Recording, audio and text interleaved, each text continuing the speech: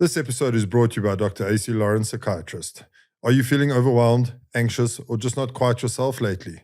You're not alone, and you don't have to go through it alone either. Whether you're struggling with stress, depression, anxiety, or just navigating a tough time in your life, Dr. Lawrence offers a calm, confidential space where healing begins. To book a consultation, call or message on WhatsApp 072 149 4655. 072 149 4655. Your mental wellness matters. Today's guest is someone who's turned a simple act of kindness into a global movement. He's a journalist, entrepreneur, mental health advocate, and he is the good things guy. Brent Lindeque is not just that. And today we're going to dive deep into what keeps you positive, resilient, and authentic in a chaotic world. Hey, Brent, I'm so excited to have you here. Thank you so much. What an honor. I'm always keen to see how people introduce me because I never know what's coming, but that was lovely. Thank you. Oh, awesome. I'm glad. I worked hard on it. It took a while to remember that. And I'm very nervous to have you because of who you are and the good things guy and everything you've done.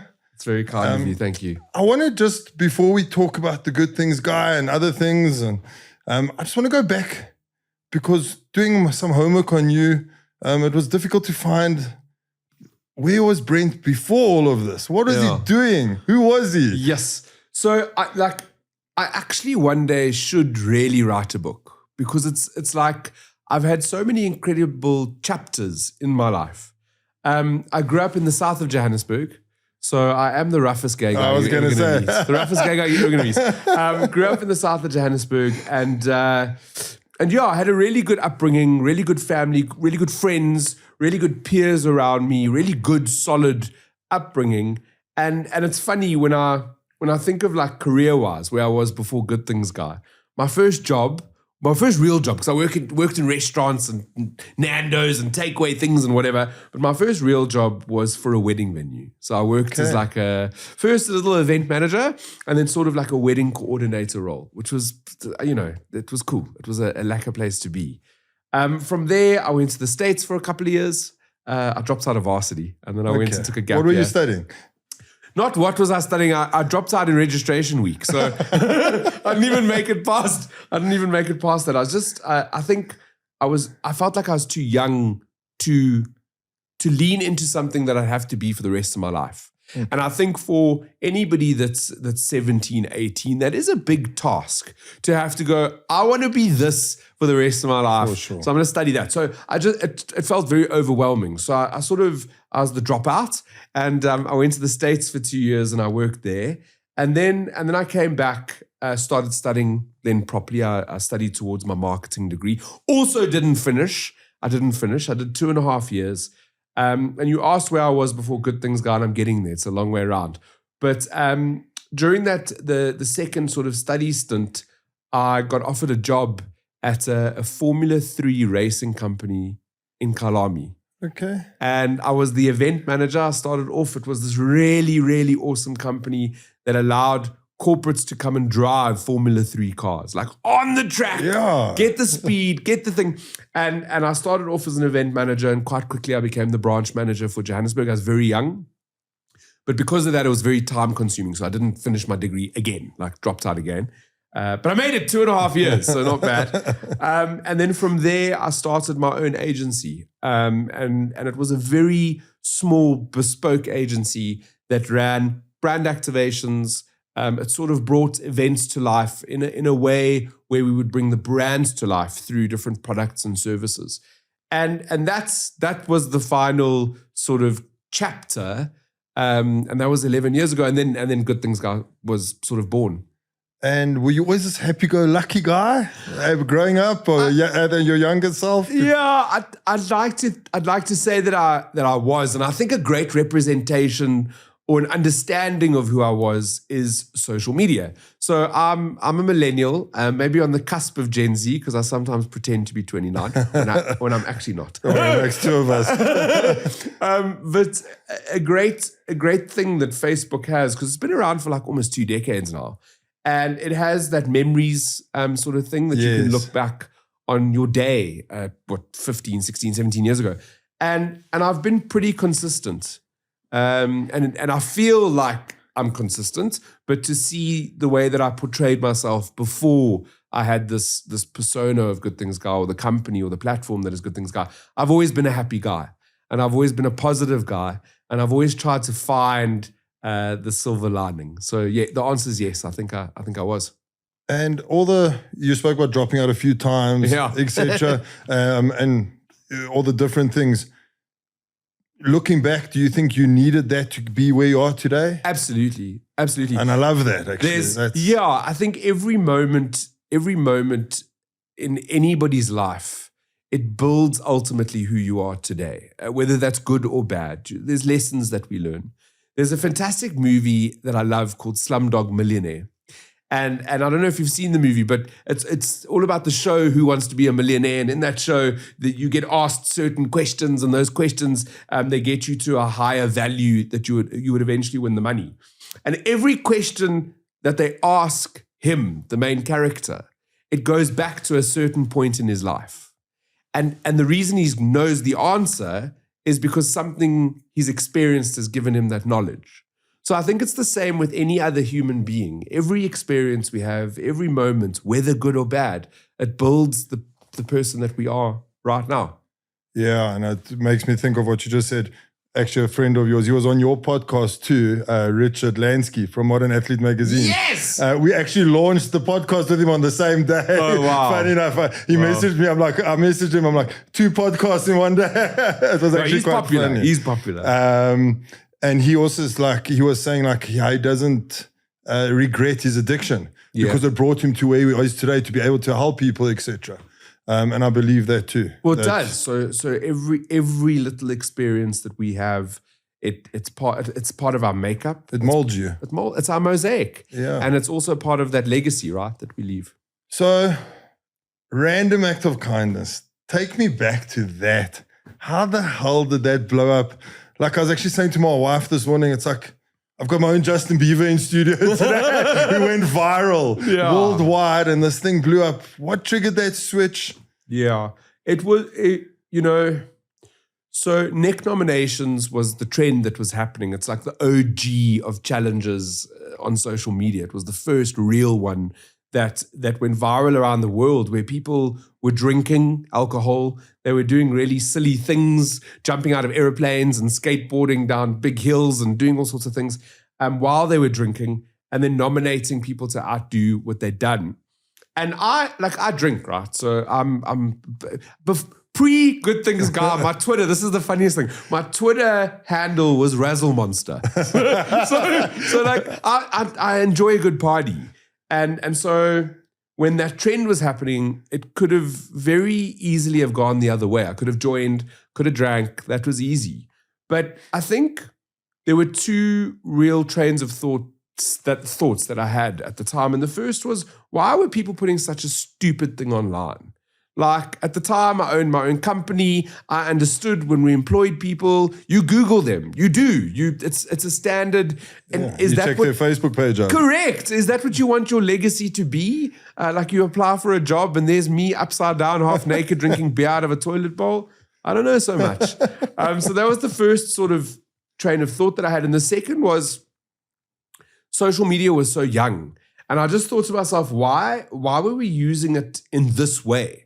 Like, even if you only had 10 followers or 10 people that you were connected to, should our job not be to help each other through life, to be kinder, to inspire each other? Like, isn't that what we're built for?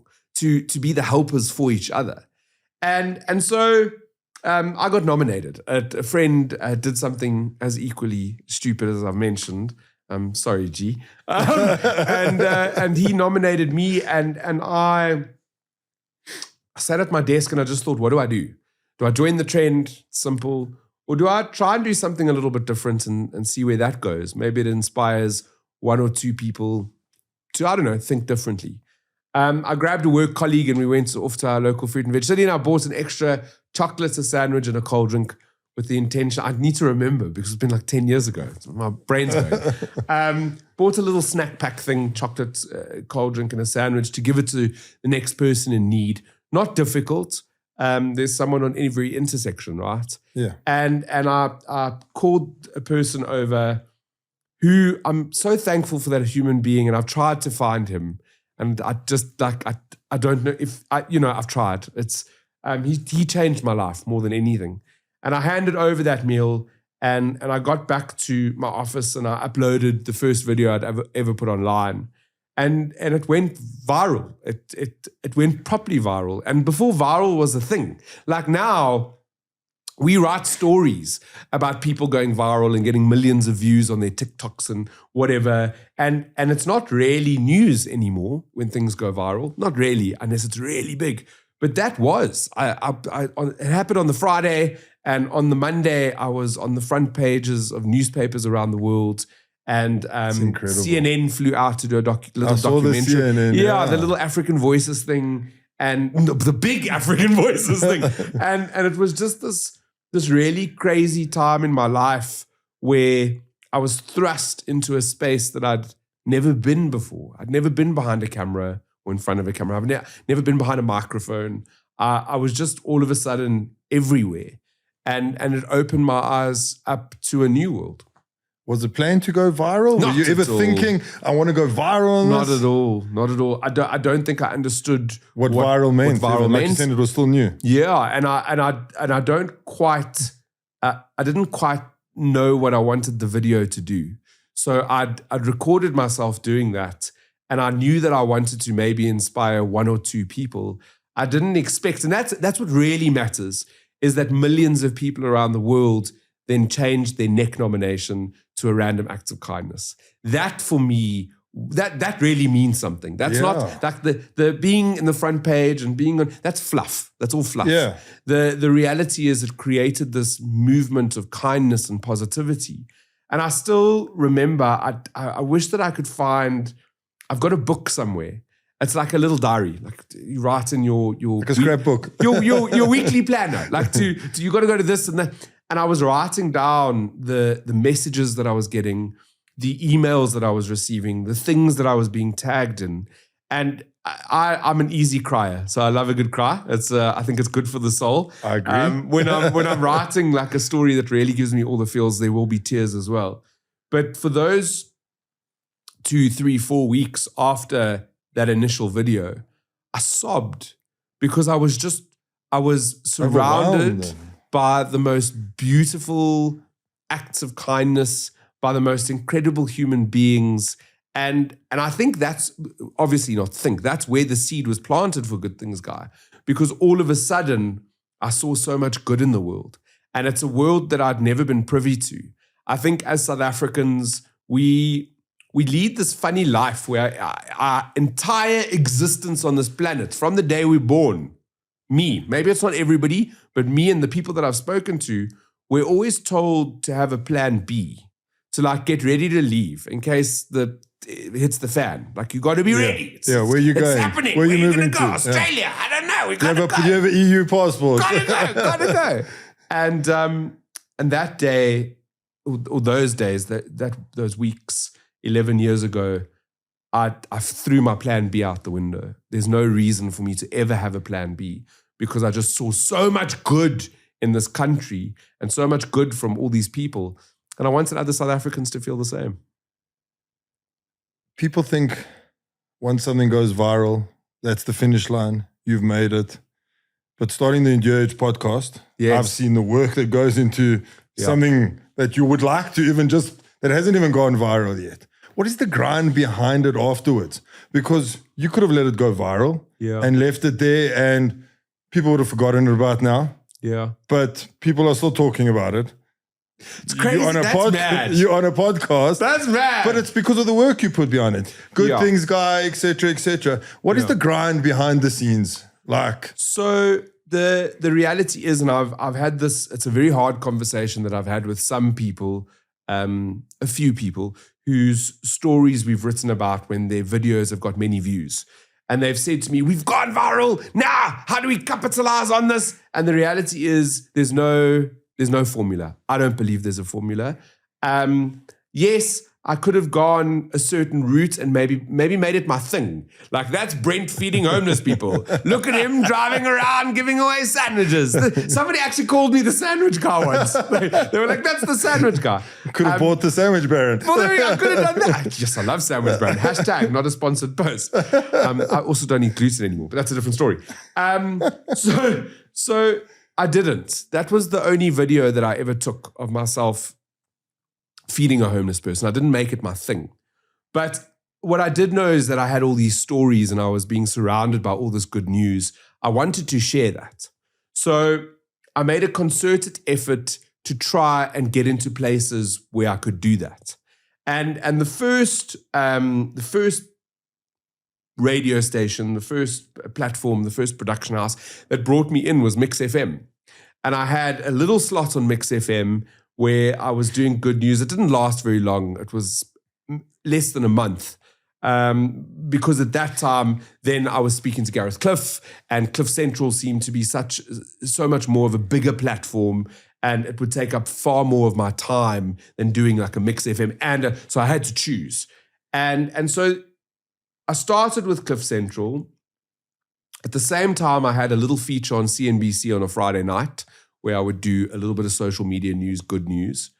And I'm alluding to what it took because you asked me. Yeah. So some people who find me now, they're like, oh, the Good Things guy. That's great. Good news. You've got so many followers. You reached 30 million people. What? That's crazy. How did you? I'm not an overnight success. It's been 11 years. No, it's grind. It's the grind.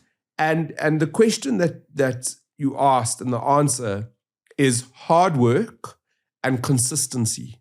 I believe consistency is one of the biggest factors to getting anywhere in life, whether it's your mental health, whether it is your business, whether it's being more of a community player, whatever it is.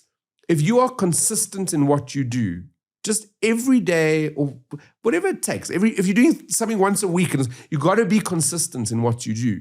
And for that first year-ish, I was very consistent in showing up. So my show on Cliff Central, it was called The Good Stuff. I did a lot of prep work for it. I did a lot of work that went into creating a really good show. And I still remember one of the most difficult things that I had to do, that I forced myself to do, was listen to my shows. Listen to my voice. Listen to the way I was speaking, the way I was asking questions. Very difficult to listen to yourself. But then you get better in your craft. And being surrounded by the likes of Timothy Malloy, Gareth Cliff, Jen Sue, all these incredible people that were working at Cliff Central. Rena, my God, she's the most incredible human being who cultivated us to be the best that we could be. And in that, I learned to be better. And it's consistency. When I speak about Good Things Guy, so it took a year for Good Things Guy to be born. In that time, I was doing the Cliff Central thing and whatever. And I was curating all these stories every week. So like I was reporting on good news. And I thought to myself, this good news needs a place to live. So on the 1st of August 2015, and the podcasts are finite, they don't really have a date. But we're very close to the 1st of August today. So whenever you're watching this, I don't know. But it's almost our 10-year birthday. Wow. And on the 1st of August... That makes it special to have you here. Happy birthday for next 2 weeks. We should have. Thank you. On the 1st of August 2015, I officially launched the platform. And that then was when consistency really kicked in. Because I'd made a choice that this was going to be some sort of blog. I was going to write one good news story every day. And that consistency almost became an obsession. So I started with 1, and then it became 3, and then it became 6. And for the next 7 years, I didn't take a day off. Wow. So for 7 years, I was consistent in writing 6 stories every single day. Come Christmas, come New Year's. You wrote that story. Come hangovers. I woke up and I wrote 6 stories every single day. And then... Is that why the one story doesn't make sense? Yeah, no, none of them does. There's some that I was a hangover. How many days not making a grammar error? 0. But I was just consistent in that. And that is a very big piece of advice that I could give anybody that's watching right now, that if you want to succeed in anything, one of the pillars has to be consistency. I love that, and I agree. That is something that every guest that we've had on the Endure Edge, they said, Sibusiso Kitolo, he's the South African MP that runs out before the Springboks. Yes. Yeah, he was on episode. He's like the biggest guy I've ever seen. I think he's taller than you. Is he taller than you? He's not taller than me. We're similar. I'm a little bit taller. So built. His arm is my two legs and my two arms. He's my whole body, his arms. But what an amazing human. Go listen to that podcast. Like, he is the nicest human being I've ever met in my life. And he said, hard work works. Yes. He got told once by his coach, because he's a pro bodybuilder. And he says hard work works, which is true. Consistency. Yeah. If you just keep the hard work, eventually it will pay off. And it can sometimes feel tough. When I started Good Things Guy, I obviously had my agency. And so I was very lucky that I had a salary, and it was like, also when I started Good Things Guy, I was never going to be a business. Yeah. It was all about just sharing good news and changing the narrative in South Africa. But slowly, or quite quickly, it took up a lot of my time. And then it became this thing of like, how do I split myself into two people where I'm running a business where employees rely on me, and then at the same time wanting to do this thing that I'm completely passionate about. And it wasn't easy. I had to make tough decisions. But it was that hard work and consistency that paid off. Hard work, what is it? Hard work works. Hard work works. Going viral also seems like it can be a drug. Yeah, I think... Was there ever a time where you had to just check yourself? Yes and no. So I think when it first happened, it was all just so surreal, and my whole world it had just shifted. And yes, I was on TV and newspapers, but at the same time, I was doing so many different charitable things with organizations, brands, and charities in South Africa. So there were all these big brands that jumped on board that wanted to get involved in RAC nominations, and they'd pulled me in. So I think I was so busy that I didn't realize how big it was. Like when I don't know, when CNN phones you, I was just there. I was like, cool, I've got this interview, I got to do that, but then I need to go to this orphanage to do that. So at the time, I didn't need that. But a decade in, and there's been moments in my life where I've had to go like, none of it's real. None of it's real. Can be taken away tomorrow. It all can be taken away tomorrow. And yes, being on TV is cool, and being on radio is cool, and sometimes getting noticed when you're out and about is lekker, but none of it's real. And what really matters is the good that these stories do for South Africa. And this morning, I got a voice note from a woman. I'm not going to mention your name, but I got a voice note from a woman. You'll know who I'm talking about because you were in a car wash. She was sitting in a car wash, and she sent me a voice note, and she was sobbing. And she'd read something that I'd written. And I don't write that often. Like, I write on my social media. That's my creative release now. But there's real journalists that work for Good Things Guy, and it's them that are writing all the good news stories. And every now and then I still get to write. So I wrote a story the other day, and she'd read it, and she was sobbing. And she just said she needed that story today because it helped her in some way. And that's what matters. That's what matters. And I think that's what keeps me doing what I'm doing. You're giving service. Oh, God. I absolutely am so thankful and grateful for the job I have. And I'm so blessed to be doing this as my job. And I don't take that for granted any second of any day. That's awesome, man. What was the craziest RAC nomination you saw or heard of?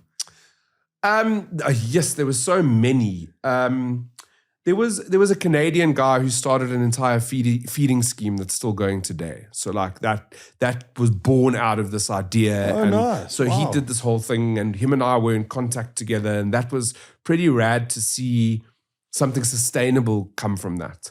But there were, Doug, I'm going to get his surname wrong, which is so terrible, but the CEO of KFC at the time, 11 years ago, he walked into a KFC and he was holding, and the person at the KFC had no clue who he was. And he was like holding his phone and he walked into a KFC and he said, and I'm gonna get this all wrong, so don't quote me on this. But he walked into the KFC and he held up his phone and he said to the person who was helping him, the KFC team member, he said to her, "Can I please have like a streetwise 2?" And she was like, "Yeah, no problem. Do you want to add hope?" And he was like, "What's that?" And she said, "Well, if you add 2 rand, then you can help feed like a South African." And he was like, "Oh, that's so cool. Can I add more?" And she was like, "Yeah, of course you can." And he said, "Cool, I'm going to add like 250,000 rand. And she went, wow. "What?" Yeah, and she must have been mind blown. He looked at the camera and he said, "This is for rack nominations, and anybody that joins Add Hope and adds hope over the next adds hope over the next 2 weeks will match it." And I think they raised like 2 million rand or something, which was it was cool to see the growth of something so beautiful and something so simple. That it wasn't complicated. It was just people giving back in small ways. And you did that. It was right time, right place. I think that's people were inspired by what I had done, but it's more so sometimes people need that inspiration just to do it themselves. Like people did that. Yeah, no, for sure. Good things, guy. How do we find all these good stories in a world that's basically burning apart?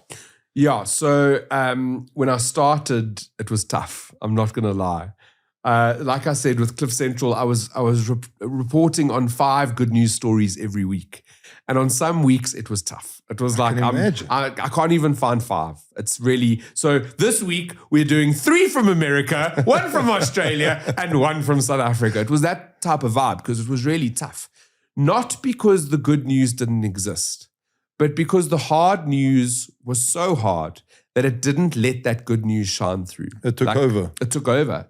And in the last decade, it's gotten so much easier to find good news, to share good news. We've become a great portal for people to email us, message us. My email inbox is the best in the world. Like when I open it up in the morning, I get to see my email inbox plus stories that good things are, plus info. So I'm getting all these and it's all good news. It's people that want to share their good news. So 2025, 10 years later, it's a hell of a lot easier to tell those good news stories and to find them. It's because people keep sending them to us. And from coming from a space where it was sometimes difficult to find just 5 good news stories in a week, our team's publishing up to 20 a day. Wow. So, it's unreal. You ever get pushback to say you're sugarcoating reality? Sometimes. I'm sure some of those messages in those inboxes must be that. Yeah. So very interestingly enough, and I talk about this in my keynotes, that I've got a great insight to the sentiment of the country. Because when times are good, when the headlines are lacquer, when the Bokke are winning, when things are good in our country. That's amazing. When the Springboks are winning, things are amazing. All the feels. They know how to bring this country together. I like to say, if we could bottle up what the Bokke do and just drink from it every morning, our country would be a different place. I agree. But when times are good, our readership is at its best. Like that is when people are open to good news. I can see it in the back end. I can see how people are engaging with the content. When the headlines and when it's summer in South Africa, times are good, we're more open to good news. When something's a little bit heavy, when we've got maybe a political something that's taken over the narrative and we're talking about it around the water cooler, whenever those times are tough, our readership dips and we get pushback. And that's from people who could even be our biggest fans on Facebook. But they'll be like, this story's a lie. That security guard never ever would he have found 17,000 rand at the ATM and given it back. Like they don't believe that the stories are true. They don't believe that it can happen. We get that sometimes. And then there's also some people who may think that I walk around with rose-tinted glasses on, that I see the glass as half full, that I'm forever looking for silver linings. And they might not like that. They might not think that the real world works like that, which in their world, maybe it doesn't. But for me, it definitely does. And in the last decade, I've got the greatest skill that I can see through things and still find the good things. And it's amazing in what you actually say. Like, when things are bad, that people push against the good things. It's like, and that's the proof that almost, I know it's cliche, but negativity breeds negativity. Totally. And negativity is so strong that it would push back the positive, good things, whatever you want to call it. Yeah, it's a phenomenon, really. I mean, it's not a phenomenon. If it bleeds, it leads. If the headline's as bad as it can be, then we're going to be talking about it. We're going to be clicking on that article. We're going to be reading it. But I am the good things, guys. So there is some good news here. Generally, when we find ourselves in those times, whether it's the whole nation or perhaps just a community or just yourself, I've seen it time and time again that it takes one thing, one story, one moment to pull us out of that. And generally, if it's a tough time in the country, it's a small thing that'll go viral and it'll turn us around. It'll make us feel better about who we are, what we're doing, and it'll get us through that tough time. And I think South Africans are a positive nation. Absolutely. So, depending on your sentiment right now, we've got a couple of titles under our belt that we are the friendliest nation in the world. We came second. It was in 2024 or 2023. We have this great skill as a nation to be able to laugh through tough situations. So always, if there's something happening, there'll be that auntie or uncle on the WhatsApp group that'll like send something that'll just be a chuckle and that can pull us through a bad time. The hockey mom. Oh my God. Well, there we go. We're still talking about that too. But yeah, there's things that pull us out of it, and we are a positive nation ultimately. I've seen it that South Africans are inherently good. And sometimes, what do they say? The emptiest vessels make the loudest noises. And the smallest percentage of people, perhaps on social media, can cause a little bit of mayhem and make it seem like things might not be as positive as they are. But me working in the space that I do, I see it time and time again, that the good far outweighs the bad. Stories that have hit you emotionally where you could not even shake them off for like 3 days? Yes, so that changes on a daily basis. And I've been asked that question a couple of times in different interviews. And there's a lot of stories that have moved me over the years. A lot of stories that have shaken me to my core. And the one that I can think of right now is during the pandemic, there was a ward councillor who got hold of me. Sam Cowan was sort of involved with this in some way.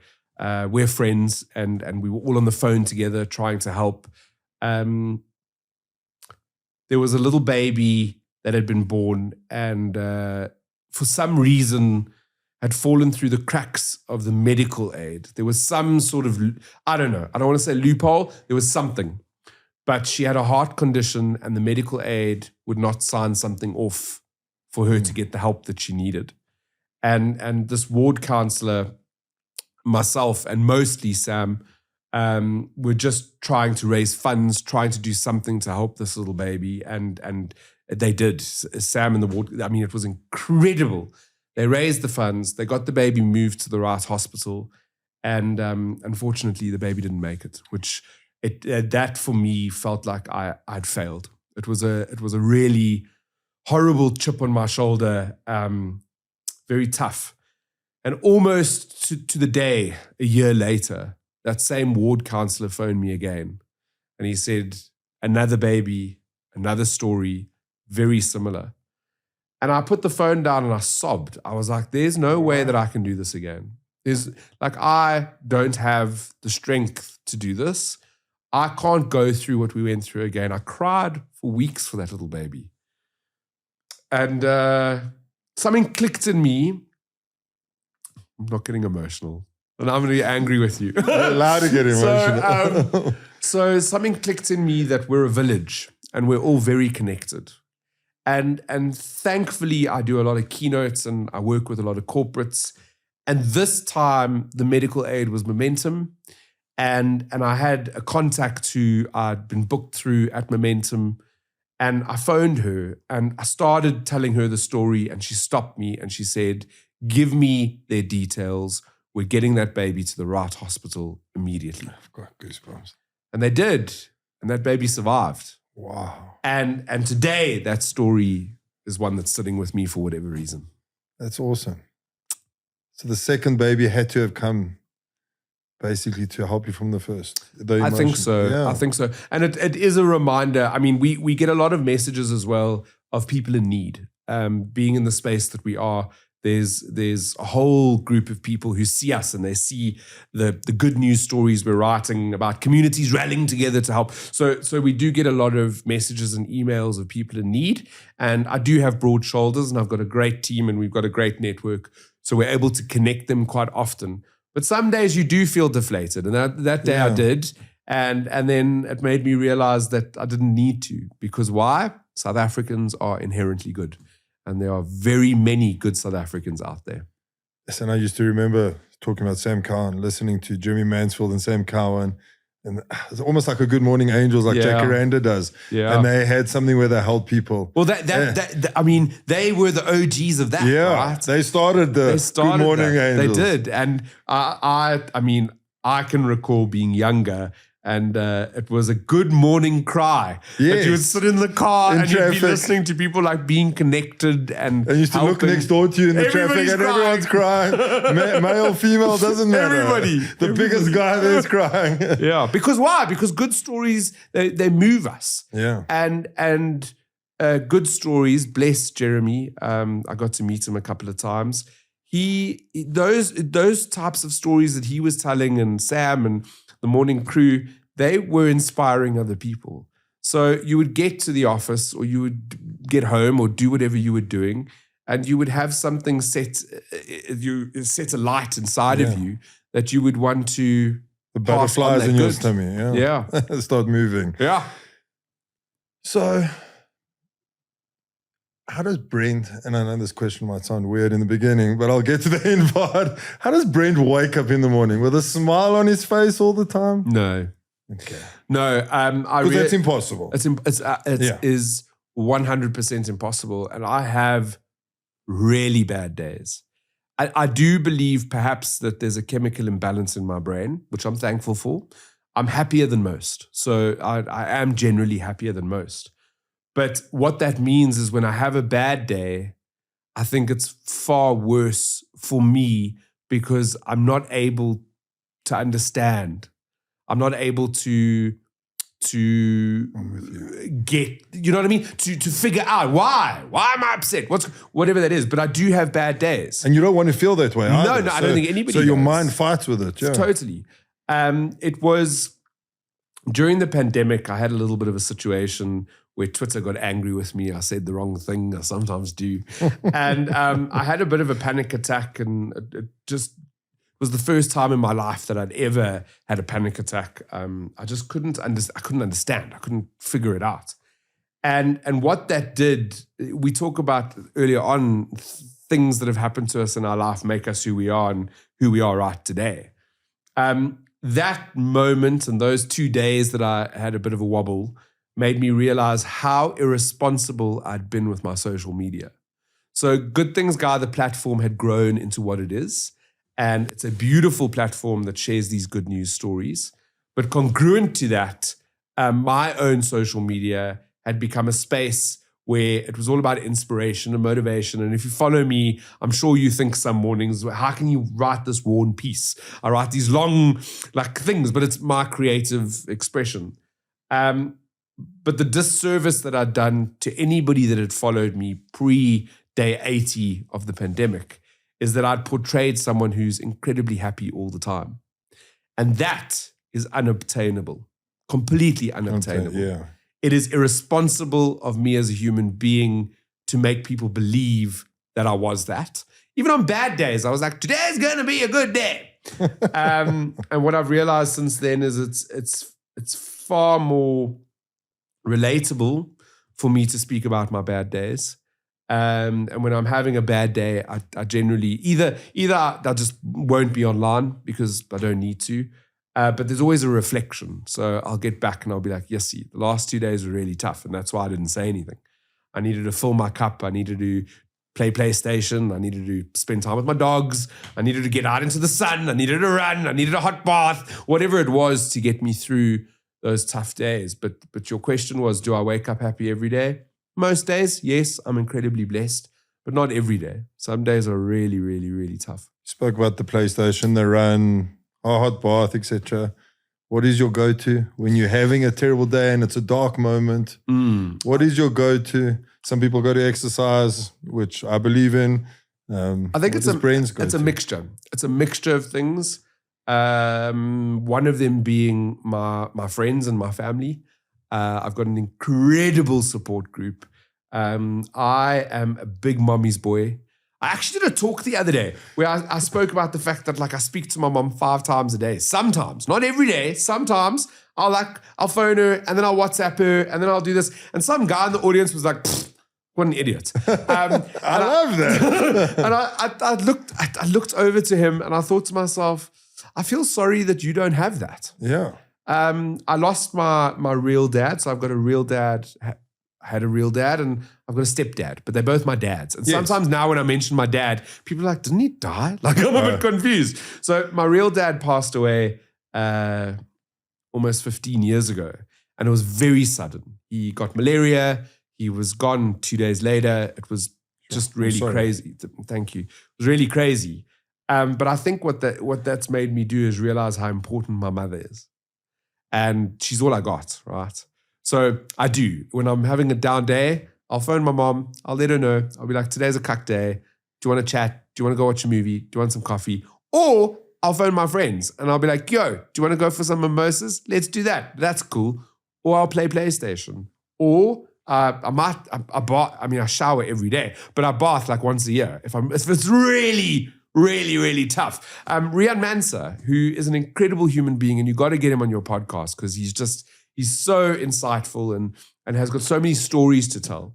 But we were at an event together and I was emceeing and it had been a really long day and it was like a 3-day event and he was a keynote speaker in between. And I think he could just see that I was a little bit flustered.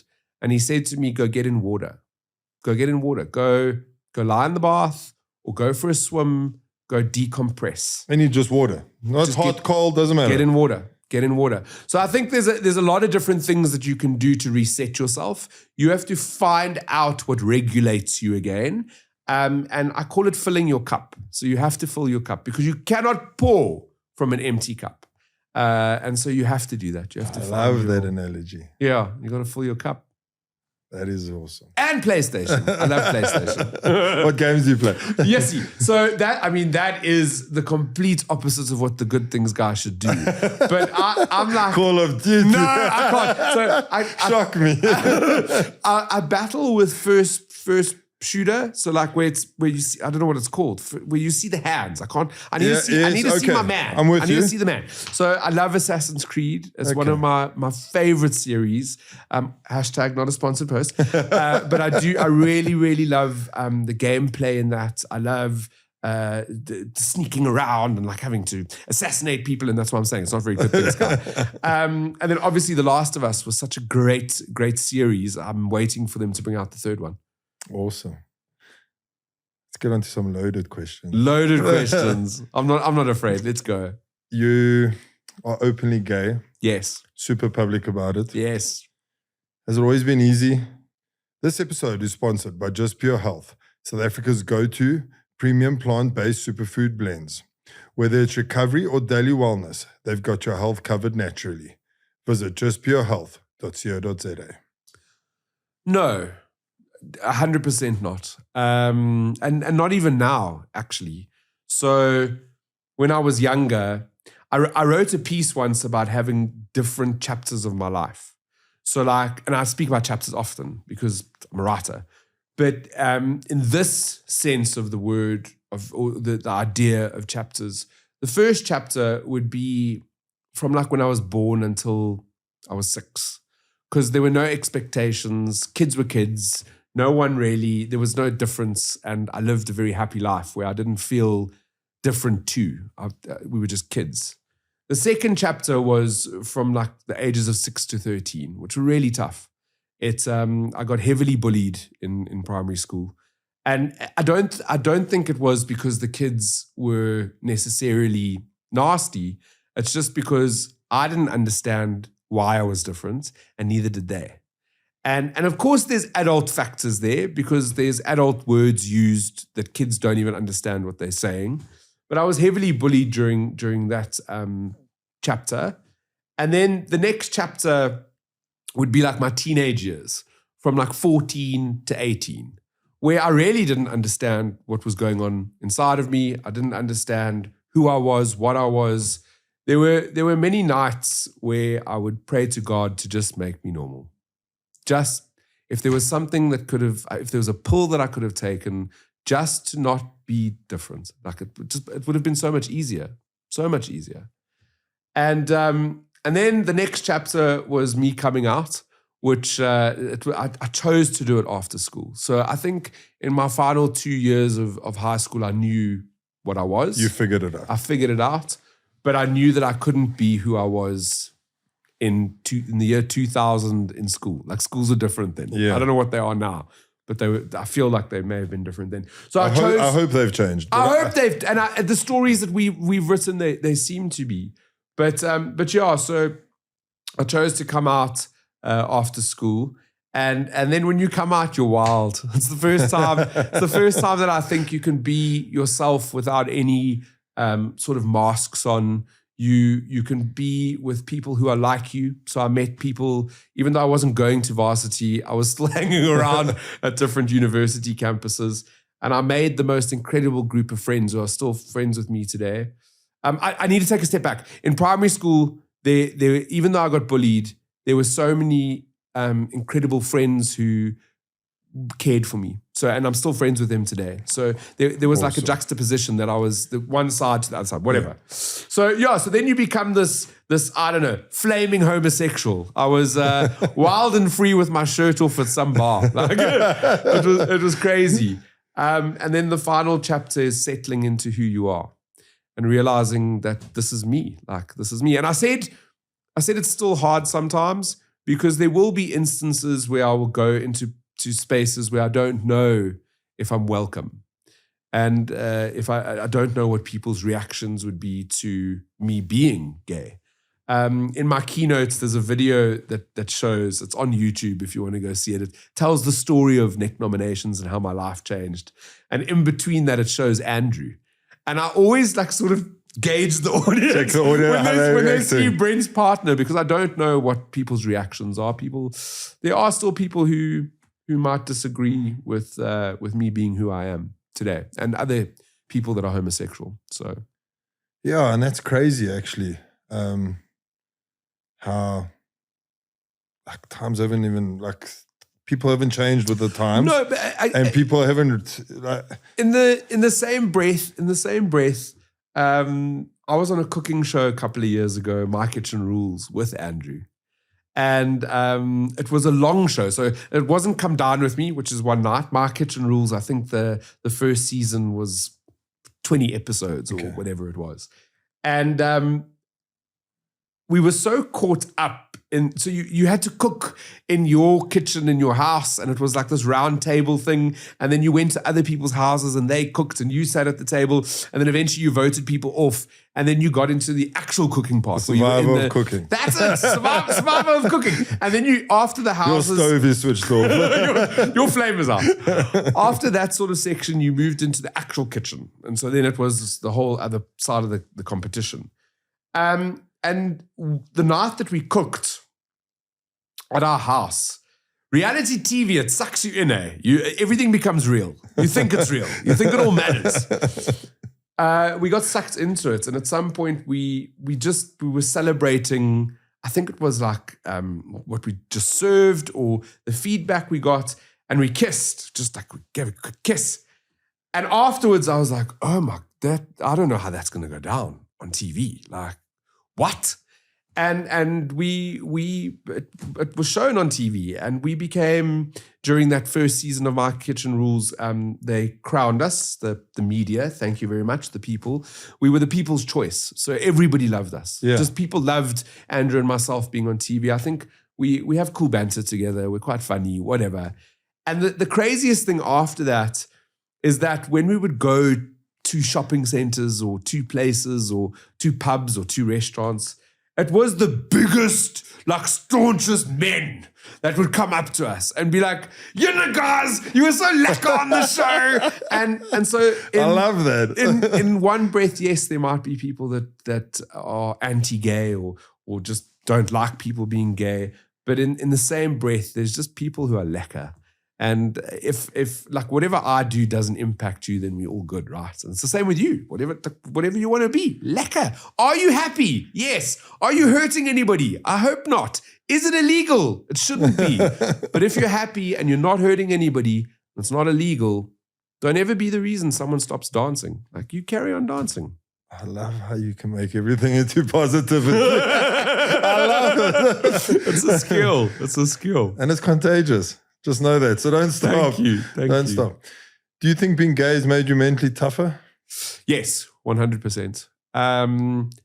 Yeah, there's a very interesting book that I've been fighting through for the last 3 years. It's called The Velvet Rage.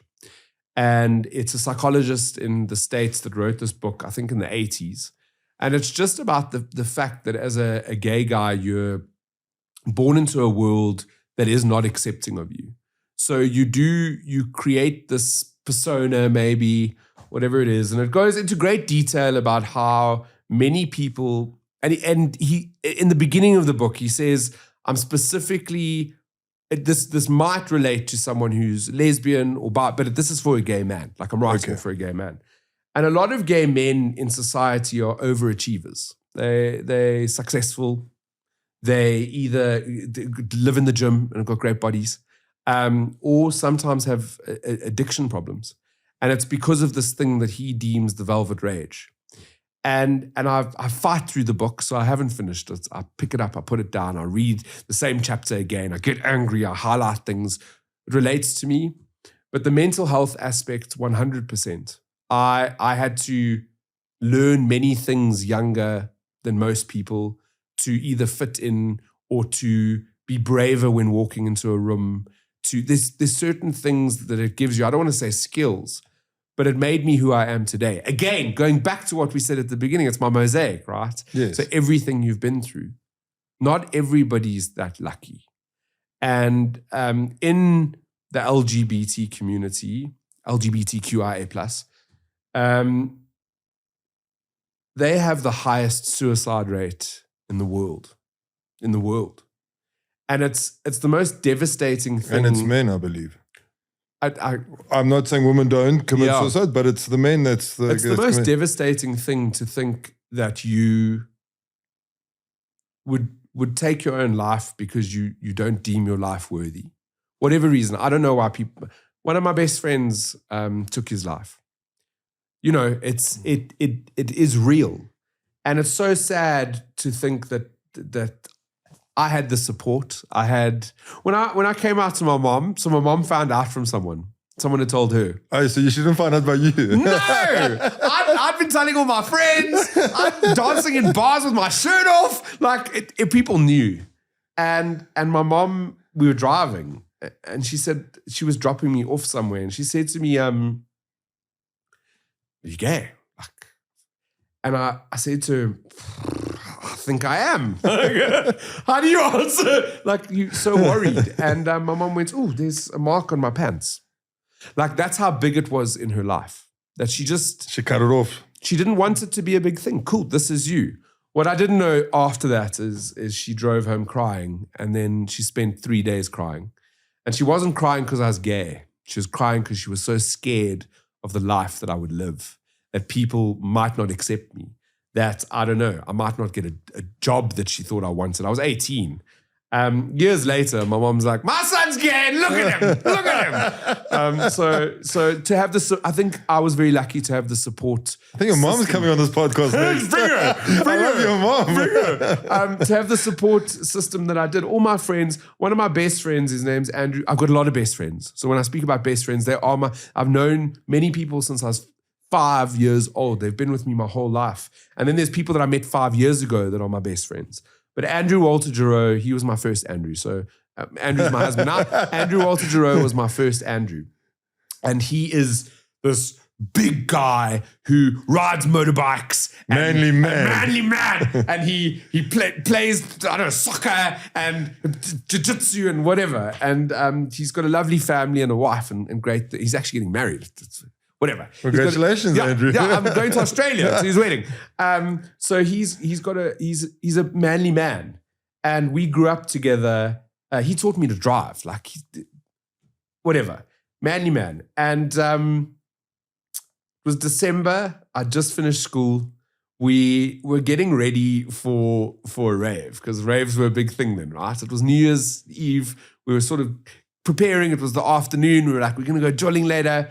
And one of my friends, I hadn't come out to Andrew because I was scared. He has this manly man. What is he going to think? Like we would share a bed together. We're mates. Yeah. And head to toe, like we would. Yeah, like we would. And so I was so scared of how that would change and if you wouldn't be there. And my friend Crystal, she was here from America. She grew up with us as well, but she moved to the States at some point. She was here from America and we were all going to this dreamscape or whatever it was called. And she said to me, Brenty, come help me choose what to wear tonight. And Andrew was like, yo, like, why is Brent allowed to go? I want to come. Like, I want to see you when you're getting changed. And she was like, because he's gay. And she pulled me into the room and I was like, oh my, what did she just do? Like, and I don't know what was happening on the other side of the door, what Andrew was doing. But I came out and he took me outside and he said, are you gay? And I said, yes, I am. And he said, are you still the same Brent? And I said, yes, I am. And he said, lekker.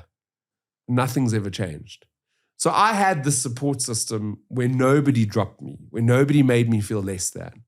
And I think I'm just very lucky. So you're one of the lucky ones. One of the lucky Not ones. Everyone has and that, that's added to my mental health and to make me the person that I am today. And I'm going to say something else. I think the person that you are today, the positive person you are today, because the people that are around you. Like, how amazing is this Andrew? Like, even above your mom. No, I mean, your mom has to be amazing. She's your mom. No. Andrew doesn't have to be amazing.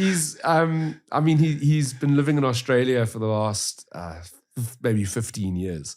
But he is my best friend and I'm his best friend. And he's still, if he's having a hard day, you speak about hard days, or if I'm having a hard day, I'll phone him. And I'll be like, Drew, I just want to chat. And we'll like have a big catch up. It's I think a support system for me, the person that I am, I require that. Some people maybe straight men don't even have friends like that. You know, I'm lucky. You're blessed. I'm lucky. I think every straight man needs a gay friend. Actually, I do have one. More than one, actually. Biggest misconception people have about gay men, especially in like the media industry or the professional industry? I don't know about misconceptions. Maybe you know, maybe they think that we're not just normal people who get home from work and have to cook dinner and watch TV and fall asleep at 8 o'clock at night. Like we're just normal people. Andrew and I have an incredible relationship. So Andrew was married before I met him. I did not end his relationship. Him and his wife separated. Hashtag. Just like did not end. Him and Ali separated, and then he was dating guys and whatever, and then eventually we met. But collectively, as a modern family, we raised 2 incredible children. And Ali. Wow, I didn't know that. Yeah, so Ali is one of our best friends as well. She moved to the UK during the pandemic or whatever. She made a decision, which was the best thing for her. She's met her fiance and life is really great. Mark, he's such a great guy. But they moved over to the UK and we gave the kids an option. Do you want to stay? Do you want to go? You can experience this whole new life. So they've gone over as well. And pre that, we would have dinner as a family together twice a week. It was all of us together around a table. Blended family. Blended family. And when there was a Maxine got caught smoking at school when she was like 16, our daughter. And when she got home, we were all sitting around a table. And we were like, cool, let's have a chat. And Ali was like, well, I smoke. So, my voice is this. And Andrew was like, well, you're not going to smoke. And I was like, I smoked in school. Like we all gave opinions as parents. And so the misconception is maybe that we're not a nuclear normal. We're an absolutely stock standard normal family. If anything, we're quite boring. It's, it's a normal Sunday night, 8:00 movie and then go to bed. You're not as fun as what we think you are. No, I'm still fun on Fridays. Okay, I'm just making sure. Yeah, so I just think maybe that's a misconception that a gay couple can just be a normal nuclear family. And then, before we end this podcast. Is it the end already? It is. Can you believe it? I can't believe it. It's the end already. I can't believe it. What advice would you give a younger guy who's battling with his identity? Who is gay and he's battling with his identity? Yeah, because I think there's so many out there, and the suicide rates are, I personally feel when it comes to that, it's because they're battling. Yeah. To come out, to talk about it. So I think not just for someone who's gay, anybody that's battling, I would say reach out. We can sometimes feel like we're alone. And especially if you're in a bad place, that loneliness can feel very heavy. But I would almost put money on it that you're not. That there is someone out there that you can call, someone out there that you can speak to, someone out there that you can reach out to. And I'm not, I mean, if you want to reach out to me, you can. I'm not asking you to. There is someone in your life, but I am going to tell you a story. So there was this little kid, and I called him Ethan the Brave. It was a story I wrote a couple of years ago. Whether he's gay or not, I don't know. He was a little bit different. And perhaps, I mean, I don't know, this is a couple of years ago, so I don't know what he is now, but he was feeling different. The kids at school were seeing he was different. He was incredibly young, and they bullied him to the point that they were following him home and throwing rocks at him. They were writing on the wall, like his wall of his house. It got really terrible. And he reached out to his mom.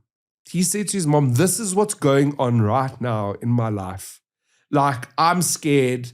I'm not happy. I need help. His mom reached out to me. I put up like a social media post without naming anything or anybody. If I tell you the support that little kid got, there was like the Hells Angels that said they wanted to come and ride to him to school. They were going to come and ride him to school. There were other schools of pupils who were the same age as him who wrote to me to say Ethan needs to come to our school to learn what it's like to be in a good school with people that are just cool.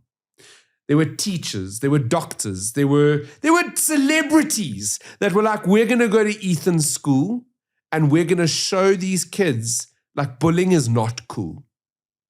And eventually, the kids that were bullying him, because the story got picked up in the media, they publicly apologized. And I don't think he's ever been bullied again. I hope not. But he reached out. And because he reached out, I can only imagine that he is, I don't know, the school celebrity right now. And that people treat him with love and kindness. And so I think that's my biggest thing, is to reach out. You're not alone. You're not alone. There is someone who will be at the end of that line. Whatever you do, phone call, messages, there's always someone. Brent, thank you. I think your message, your journey, your story is going to reach so many people, our listeners out there who need help. And that's the reason I reached out for you to come into this podcast. You asked in the beginning, you're not too sure why you're here. This is the exact reason here. I want to thank you. I want to thank you for having me on your show. I want to thank you for shining a light on mental health and speaking about important stuff. I get to do a lot of interviews, and I feel like this one was very powerful. There were questions asked that really matter. And you started off the podcast by saying you're nervous, which is so silly. I'm literally just a guy. But I'll tell you this. When I started at Cliff Central, one of my biggest sort of interviews was Mark Pilgrim. So I'd grown up watching Mark Pilgrim, Big Brother. He was the presenter. Baldy had all these shows. I'm sure you went to Night Fever too. Night Fever, of course. And I was so nervous to interview him. And he said to me, I think at the end of the interview, he was like, you did a really good job. Like, you're really cool and it's lekker to talk to.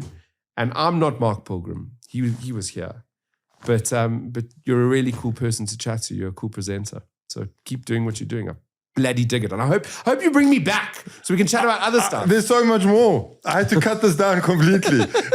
I don't think I'm at the Joe Rogan 2-3 hour part yet, but we'll get there. Thank you for your compliment. It means so much. I know the podcast is new, but I've watched some of your episodes and it's super cool, super interesting. Thank you so much. It means a lot. I'm going to end off saying, wishing you only the good things.